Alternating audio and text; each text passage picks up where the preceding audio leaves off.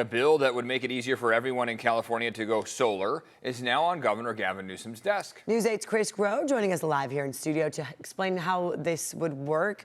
Yeah, a lot of people maybe are not doing solar as much. Yeah, I mean, think about it. If you live in an apartment, you probably aren't able to go ahead and throw solar on your apartment's roof, right? Yeah, you don't own it. But with this, you might be able to take what is essentially a smaller solar panel and put it on your balcony, like you see right there in this image. Now, it won't be enough to power the whole apartment, but it could be enough to help you save some money by powering some of these appliances. Now, this still has to be signed into law by Gavin Newsom here, but California residents would then be able to go ahead and do this, and including without permission from utility companies. And of course, this is a win for renters or for homeowners that can't install those panels on their roof, either because they can't afford the larger panels in the process or the roof can't handle them.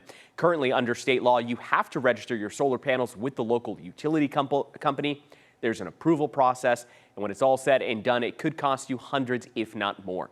Under this bill, starting in 2027, you would be able to skip all of that, fill out a free form online to register the panels, go to the store and buy a small plug-in system and install it yourself. Energy experts say that a 400-watt system would save users about $250 a year.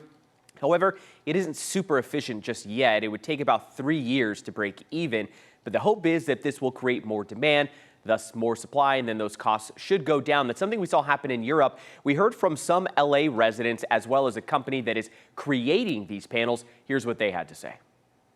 You plug it into the wall, and anything you're running off of your electricity at that time will use that electricity first. Anyway, we can use sun more because we live in California. I showed you the pictures here. This is like what it would look like on your balcony. Yep. Would this be something you'd be interested in? Sure.